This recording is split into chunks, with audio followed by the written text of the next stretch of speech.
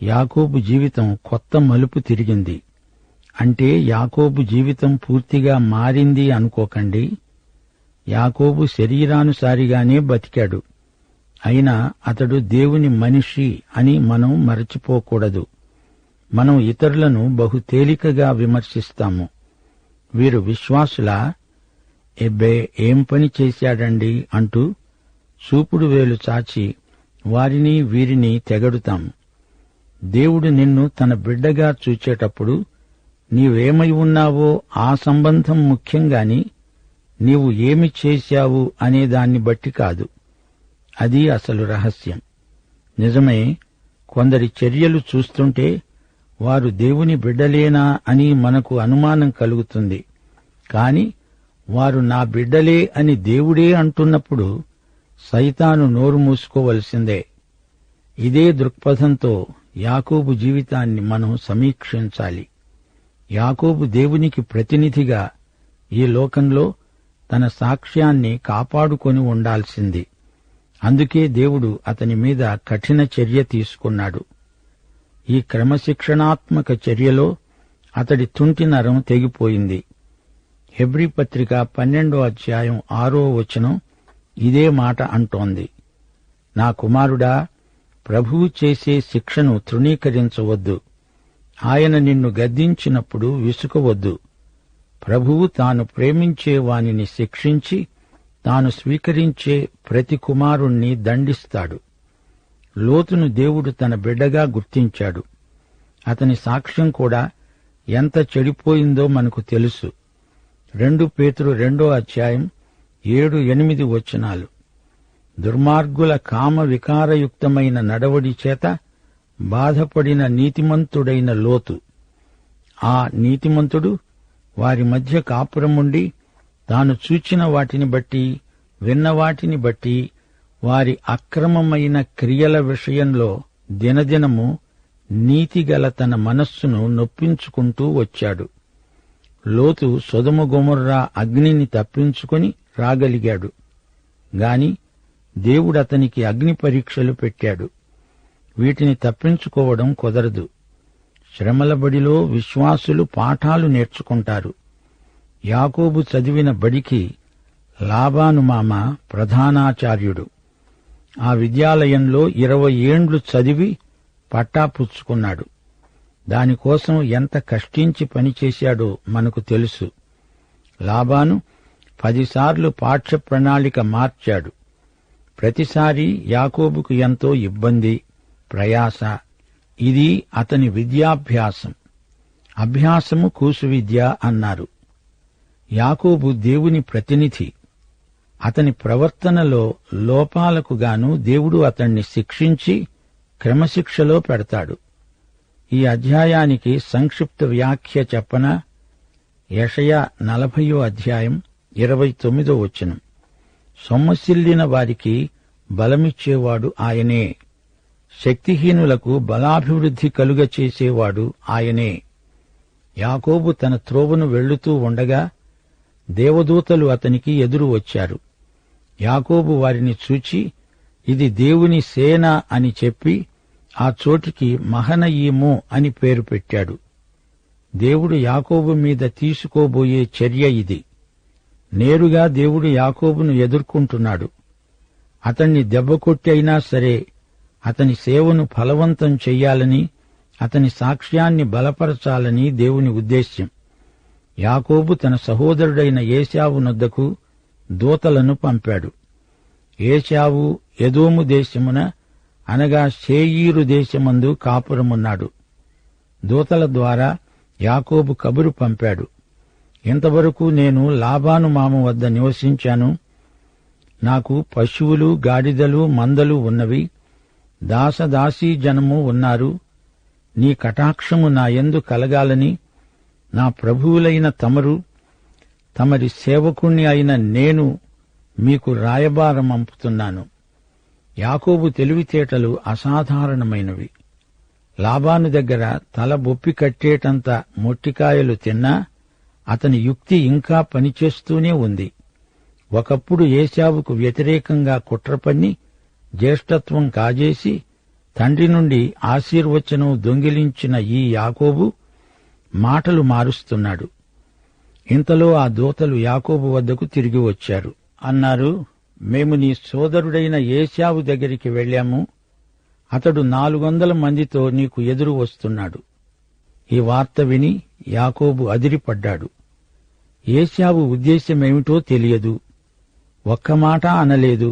సైన్యంతో వస్తున్నాడు. యాకోబు దూతలను అడిగి ఉంటాడు, ఏశావు ఎలా కనిపించాడు? కోపంగా ఉన్నాడా? కక్ష సాధింపు ఆలోచనలేమైనా వ్యక్తం చేశాడా? వారు అని ఉంటారు, అదేమీ లేదు, సంతోషంగా ఉన్నాడు. మీరు పంపిన సమాచారం విన్నాడు, వెంటనే బయలుదేరి వస్తున్నాడు. అయినా యాకోబుకు భయంగానే ఉంది.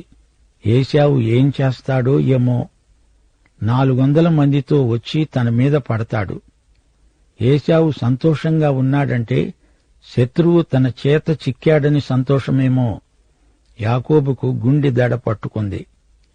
యాకోబు మిక్కిలి భయపడి తొందరపడి తనతో ఉన్న జనులను, మందలను, పశువులను, ఒంటెలను 2 గుంపులుగా విభజించాడు. ఏశావు ఒక గుంపు మీదికి వచ్చి దాన్ని హతం చేస్తే మిగతా గుంపు తప్పించుకొని పోవచ్చు గదా అనుకున్నాడు. యాకోబు ఏశావు మూలంగా ఏదో కీడు కలుగుతుంది అని శంకించాడు. అందుచేత అందర్నీ అతడు హతమార్చకుండా ఇదో ఉపాయం, వీరిని 2గా గుంపు గుంపులు చేశాడు. అతడు వచ్చి పడితే ఆ 2వ గుంపు తప్పించుకొని పోవచ్చు. 9, 10 వచనాల్లో యాకోబు దేవునికి ప్రార్థన చేస్తున్నాడు. నా తండ్రి అయిన అబ్రహాము దేవా, నా తండ్రి అయిన ఇస్సాకు దేవా, యెహోవా, నీవు నాకు మేలు చేస్తావని చెప్పావు. నా దేశానికి, నా బంధువుల యొద్దకు తిరిగి వెళ్లమన్నావు. యెహోవా, నీవు నీ సేవకునికి చేసిన సమస్తమైన ఉపకారమునకు, సమస్త సత్యమునకు అపాత్రుడను. ఎట్లనగా నా చేతి కర్రతో మాత్రమే ఈ యొర్దాను దాటాను. ఇప్పుడు నేను 2 గుంపులయ్యాను. నా సహోదరుడైన ఏశావు చేతి నుండి దయచేసి నన్ను తప్పించు. అతడు వచ్చి పిల్లలతో తల్లిని నన్ను చంపుతాడేమో అని అతనికి భయపడుతున్నాను. నాకు తోడై ఉంటానన్నావు. నిశ్చయముగా నాకు మేలు చేస్తూ విస్తారమవటం వల్ల లెక్కింపలేని సముద్రపు ఇసుక వలె నా సంతానమును విస్తరింపచేస్తానని సెలవిచ్చావే. చూడండి, ఇక్కడ యాకోబు తన పూర్వీకుల పేర్లు ఎత్తుతున్నాడు. ఇతనిలో గొప్ప మార్పు వచ్చినట్లు కనపడుతున్నది. దేవా, నీవు చేసిన మేళ్లకు, నీ ప్రేమకు, కనికరమునకు నేను తగను, అపాత్రుణ్ణి అంటున్నాడు. తన బలహీనతలు, అయోగ్యత ఒప్పుకుంటున్నాడు. తాను పాపిని అని అంగీకరిస్తున్నాడు. తనను గురించిన దేవుని అంచనాతో తను ఏకీభవిస్తున్నాడు. దేవా, నేను పాపిని. ఎప్పుడైతే ఈ వాస్తవాన్ని, అనగా తాను దేవుని కృపను కోరవలసిన వాడే కాని మంచివాడు కాడని గ్రహించాడో, అప్పుడు దేవుడు అతనికి సుముఖుడయ్యాడు. యొర్దాను దాటినప్పుడు అతనికి ఏమీ లేదు. చేతికర్ర మాత్రమే అతని చేత ఉంది. రిక్తుడు. ఇప్పుడు విస్తారమైన ఆస్తిపాస్తులు, దాసదాసీజనం. దేవా, ఇందులో నా స్వాతిశయం ఏదీ లేదయ్యా. నేను వ్యర్థుణ్ణి, నన్ను కనికరించు, అపాయం నుంచి తప్పించు. నీ వాగ్దానం నమ్మదగింది. నన్ను గొప్ప వంశంగా వృద్ధి చేస్తానన్నావు కదా. దేవా, ఈ రాత్రి భయంతో అట్టిట్టయిపోతున్నాను. నాకు ఎటూ పాలుపోవటం లేదు. నన్ను ఉద్ధరించు, కాపాడు. ఏశావు నన్ను, నా కుటుంబాన్ని బతకనియ్యడు. కక్ష సాధించుకోవడానికే వస్తున్నాడు అంటూ ఏడుస్తూ ప్రార్థించాడు యాకోబు. దేవుడిచ్చిన వాగ్దానాలను దేవునికి జ్ఞాపకం చేస్తున్నాడు. హృదయ విదారకంగా విలపిస్తున్నాడు. అతని ఆత్మ సంఘర్షణలో ఉంది. అతడు అక్కడే ఆ రాత్రి గడిపి తాను సంపాదించిన దానిని తన అన్నయైన ఏశావు కోసం ఒక కానుకను, అనగా 200 మేకలను, 20 మేకపోతులను, 200 గొర్రెలను, 20 పొట్టేళ్లను, 30 పాడి ఒంటెలను, వాటి పిల్లలను, 40 ఆవులను, 10 ఆంబోతులను, 20 ఆడుగాడిదలను 10 గాడిద పిల్లలను తీసుకొని మందమందను వేరువేరుగా తన దాసుల చేతికి అప్పగించి, మీరు మందమందకు నడుమ ఎడముంచి నాకంటే ముందుగా సాగిపోండి అని దాసులకు చెప్పాడు. యాకోబు ఎంత దాత అయిపోయాడో! ఒత్తిడి కింద ఉన్నాడు. తన ఆస్తిపాస్తులను గురించి గొప్ప ధారాళమైన బుద్ధి అతనికి పుట్టుకొచ్చింది. అందులో మళ్లీ యుక్తి, మధ్యలో ఎడం. ప్రతిచోట ఏశావుకు కానుకలు, మళ్లీ కొంత దూరం రాగానే మరికొన్ని కానుకలు. ఈ విధంగా ఏశావు కోపం కానుకల వల్ల క్రమేణా చల్లారవచ్చు. మరి ఇంతకు ముందే ప్రార్థన చేశాడు గదా! దేవుని వాగ్దానాలను జ్ఞాపకం చేసుకున్నాడు. దేవుడు తనను కాపాడతాడు, తన వంశాన్ని వృద్ధి చేస్తాడు. మరి ఇప్పుడు ఎందుకింత భయం? ఏశావును ఉపశమింపచేయడానికి ఎందుకు ఈ తాపత్రయం? ప్రార్థనలో తాను చెప్పింది జరిగి తీరుతుంది అని యాకోబు నమ్ముతున్నాడా లేదా? అసలు దేవుని మాటను నమ్ముతున్నాడా లేదా? చాలామంది విశ్వాసులు ఇదే పని చేస్తారు. ప్రార్థనలో తమ భారాలన్నీ ప్రభు ఎదుట అలా పరుస్తారు. ప్రార్థన అయిపోగానే తిరిగి తమ భారాలను తామే వీపుపై మోసుకుంటూ తిరుగుతారు. మార్కు శుభవార్త 11వ అధ్యాయం 24వ వచనం ఏమంటోంది? ప్రార్థన చేసేటప్పుడు మీరు అడుగుతున్న వాటినెల్లను పొంది ఉన్నామని నమ్మండి, అప్పుడు అవి మీకు కలుగును. అది అసలు ప్రార్థన రహస్యం. మందమందకు మధ్య ఎడముంచి నాకంటే ముందుగా సాగిపోండి అని చెప్పి మొదటి మందకు ముందున్న దాసునితో అన్నాడు, నా సోదరుడైన ఏశావు నీకు ఎదురుపడి, నీవు ఎవరివాడవు, ఎక్కడికి వెళ్లుతున్నావు, నీ ముందర ఉన్నవి ఎవరివి అని నిన్ను అడిగితే నీవు చెప్పాలి. ఇవి నీ సేవకుడైన యాకోబువి, ఇది నా ప్రభువైన ఏశావుకు పంపబడిన కానుక. అడుగో, అతడు మా వెనకే వస్తున్నాడు అని చెప్పు. నేను ముందుగా పంపే కానుక వల్ల అతణ్ణి సమాధానపరిచిన తరువాత నేను అతని ముఖం చూస్తాను. ఒకవేళ అతడు నన్ను క్షమిస్తాడు, కటాక్షిస్తాడు అనుకొని మీరు ఏశావును చూచినప్పుడు ఆ చొప్పున ఆయనతో చెప్పాలి, ఇదిగో నీ సేవకుడైన యాకోబు మా వెనక వస్తున్నాడని చెప్పండి అంటూ ఈ విధంగా రెండో వానికి మూడో వానికి మందల వెంబడి వెళ్లిన వారికందరికీ చెప్పాడు.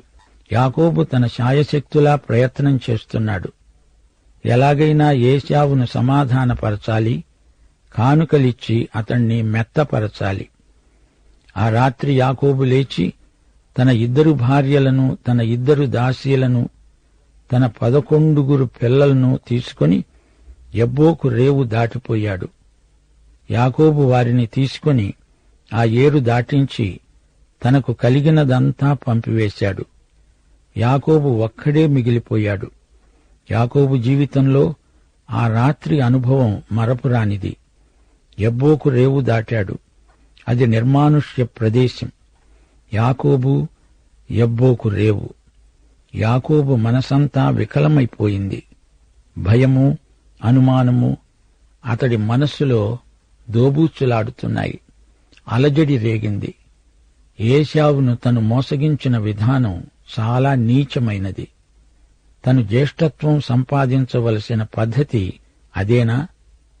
దేవుడు అలా చేయమని చెప్పలేదే.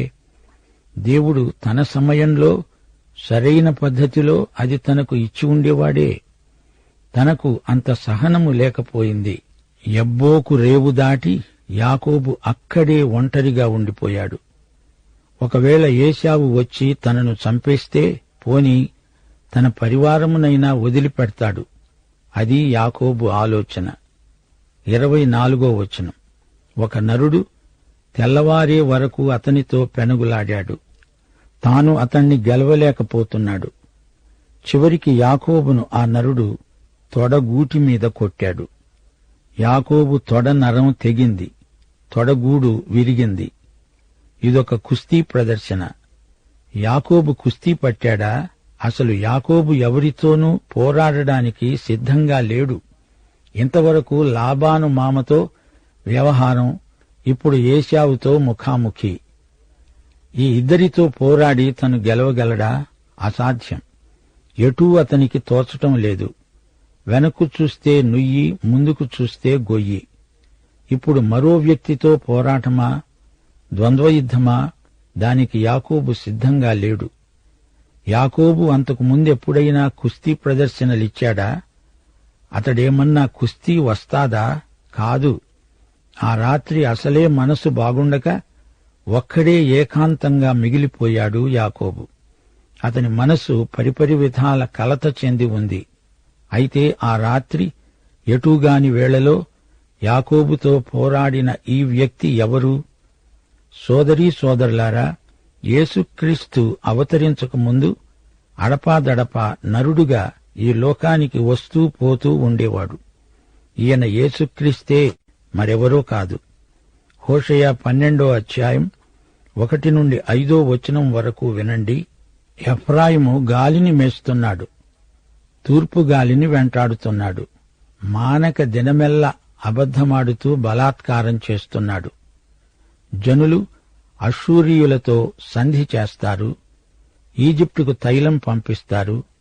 యూదావారి మీద యెహోవాకు వ్యాజ్యం పుట్టింది. యాకోబు సంతతి వారి ప్రవర్తనను బట్టి వారిని శిక్షిస్తాడు. వారి క్రియలను బట్టి వారికి ప్రతీకారం చేస్తాడు. తల్లి గర్భమందు యాకోబు తన సహోదరుని మడిమనే పట్టుకున్నాడు.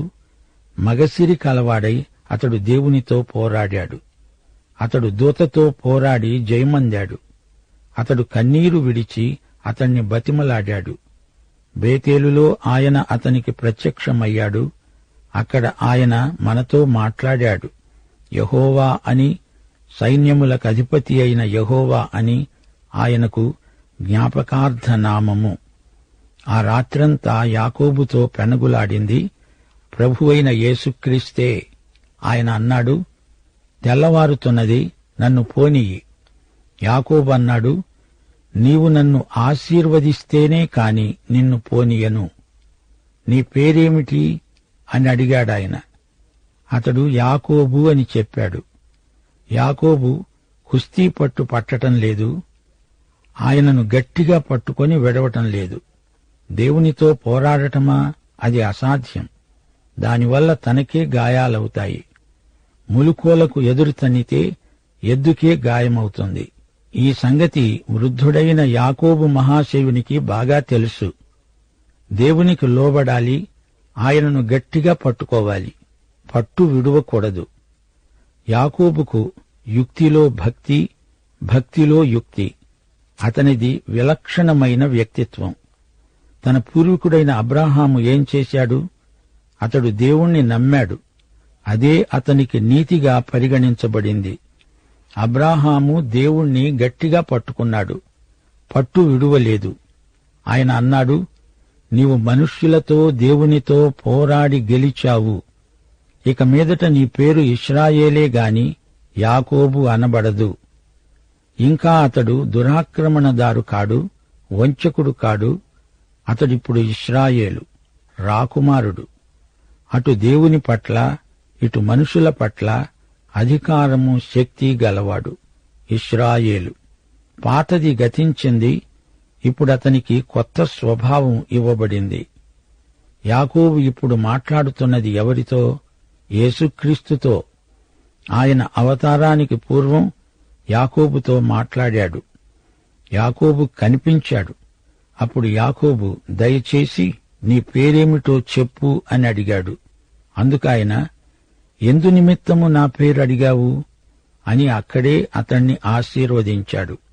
యాకోబు అన్నాడు, నేను ముఖాముఖిగా దేవుణ్ణి చూచాను, అయినా నా ప్రాణం దక్కింది అని చెప్పి ఆ స్థలానికి పెనూయేలు అని పేరు పెట్టాడు. అతడు పెనూయేలు నుండి సాగిపోయినప్పుడు సూర్యోదయమైంది. అప్పుడతడు తొడకుంటుతూ నడిచాడు. ఆయన యాకోబు తొడమీది తుంటి నరము కొట్టినందున నేటి వరకు ఇశ్రాయేలీయులు తొడగూటి మీద ఉన్న తుంటి నరం తినరు, అది నిషిద్ధం. దేవుడు యాకోబును వశపరుచుకోవడానికి అతణ్ణి కుంటివాణ్ణి చేయవలసి వచ్చింది. యాకోబు ఒక పట్టాన అంత సులభంగా లొంగే మనిషి కాడు. దేవుడు యాకోబు చిత్తమును తోసిరాజని పూర్తిగా అతణ్ణి మరమనిషిని చెయ్యడు. యాకోబు స్వచ్ఛందంగా లొంగిపోవాలి, లేకపోతే తన వ్రేలితో అతడి తుంటి నరాన్ని తాకుతాడు. అది చాలు. యాకోబు నడుములు విరిగాయి. దేవుడు తలుచుకుంటే యాకోబు ఎంత, అతని బలమెంత. యాకోబుకు ఇప్పుడు తెలివి వచ్చింది. నన్ను వెళ్ళనియ్యి అని దేవుడంటే కాదు, నన్ను ఆశీర్వదిస్తేనే గాని నిన్ను వెళ్ళనియ్యను అంటున్నాడు యాకోబు. దేవుణ్ణి పట్టుకొని వేలాడుతున్నాడు. నిన్ను నేను విడువను దేవా, నీవు నన్ను దీవించు వరకు అంటున్నాడు. అతని జీవితంలో సంఘర్షణ ముగిసింది. అతనిలోని అంతరంగ పురుషుడు బలపడ్డాడు. ఇప్పుడు దేవుని మీద ఆధారపడి జీవిస్తాడు. మనస్తత్వ శాస్త్రజ్ఞులు అంటూ ఉంటారు, మన నరాల పటుత్వాన్ని బట్టి కొన్ని అలవాట్లు మనలో సహజాతములైపోతాయి. అప్పుడప్పుడు పాత స్వభావం తలెత్తినా యాకోబు ఇప్పుడు నూతన సృష్టి. పాతవి గతించాయి, అన్నీ కొత్తవి అయ్యాయి. ఇప్పటి నుండి అతడు దైవజనుడు. దేవుడిప్పుడు అబ్రాహాము ఇస్సాకులకే కాదు, తన తండ్రి తాతలకే కాదు, తనకు కూడా దేవుడు. అబ్రహాము, ఇస్సాకు, యాకోబుల దేవుడు. మనమందరము అలవాట్లకు బానిసలం. అయినా దేవుడు ఈ అలవాట్లను పొరపాట్లను సరిచేస్తాడు. ఎందుకని? మనం ఆయన బిడ్డలము గనుక. యాకోబు తల్లిదండ్రులతో ఉన్నప్పుడు, ఆ తరువాత పారిపోయి వెళ్లి హారానులో ఉన్నప్పుడు అంతవరకు అతడు శరీరానుసారి. ఇక్కడ పెనుయేలులో, యబ్బోకు రేవులో అతని అంతఃసంఘర్షణ. ఇప్పటి నుండి ఈజిప్టుకు వెళ్లే వరకు ఆత్మ సంబంధి అయిన విశ్వాసి. యాకోబు జీవితంలో 3 విభాగాలు: ప్రకృతి సంబంధి, ఆ తరువాత సంఘర్షణలతో కూడిన శరీర సంబంధి, ఆ తరువాత ఆత్మ సంబంధి అయిన విశ్వాసి. కొత్త నిబంధనలో ఈ ఇశ్రాయేలు వంశీకుడే తార్సువాడైన సౌలు. రోమాపత్రిక 7వ అధ్యాయంలో తన సంఘర్షణను వెలిబుచ్చుతున్నాడు సౌలు. సౌలు జీవితం కూడా 3 విభాగాలు, 3 అధ్యాయాలు. మార్పు చెందక ముందు, మార్పు చెందిన తరువాత సంఘర్షణ, ఆ పిమ్మట విజయం. రోమాపత్రికలో ఇది మనము చదవగలం. 6వ అధ్యాయంలోని ప్రకృతి సంబంధి, 7వ అధ్యాయంలోని శరీర సంబంధి సంఘర్షణ, 8వ అధ్యాయంలోని ఆత్మ సంబంధి విజయం. రోమాపత్రిక 7వ అధ్యాయం 24వ వచనంలో పౌలు అంటున్నాడు, అయ్యో, నేనెంత దౌర్భాగ్యుడను! ఇట్టి మరణమునకు లోనైన శరీరము నుండి నన్ను ఎవడు విడిపిస్తాడు? ఇది అంతఃసంఘర్షణ. శరీరానుసారి అయిన విశ్వాసిలో ఇది ప్రచ్ఛన్న యుద్ధం. రోమాపత్రిక 7వ అధ్యాయం 19వ వచనం, నేను చేయగోరు మేలు చేయక చేయగోరని కీడు చేస్తున్నాను. ఇది శరీరానుసారిలో చెలరేగే సంఘర్షణ. రోమాపత్రిక 7వ అధ్యాయం 24వ వచనం, మన ప్రభు అయిన క్రీస్తు ద్వారా దేవునికి కృతజ్ఞతాస్తుతులు. సంఘర్షణ ఇప్పుడు ఒక పీడకల.